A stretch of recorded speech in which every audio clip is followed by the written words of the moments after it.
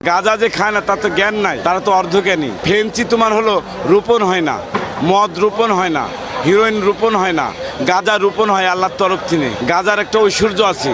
আর গাঁজাকে আমরা মাদক না বলি। গাঁজাকে কেন মাদক বলবে? গাঁজা হলো ঘর থেকে সন্ন্যাসী পাগলদের খানা। গাঁজা যে খায় না সে নাকি অর্ধজ্ঞানী, তার কোনো জ্ঞান নেই। তো যত জ্ঞান মনে হয় এই পাগলারই আছে। পাগলা বলি, যাই হোক, পাগলা ছেড়ে কিছুই বলা যায় না। আর একটা কথা, দোষ আসলে এর না, দোষ বাংলাদেশ প্রশাসন। বাংলাদেশ প্রশাসনকে এগুলো চোখে থাকে না? কি বাংলাদেশ প্রশাসন কি চোখে থাকে? বর্তমান দেশে নেশা করার নাকি লাইসেন্স আছে।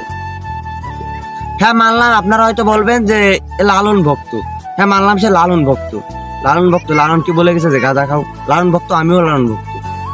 তো আমি তো গাঁজা খাই না, তাও তো আমি বেঁচে আছি। তা আমার মানে জ্ঞান নাই, মানে যারা আশেপাশে যারা গাঁজা খায় না, হুজুর, বড় বড় হুজুর, আলেম ওলামা, তাদের জ্ঞান নাই। হ্যাঁ রে দেশ,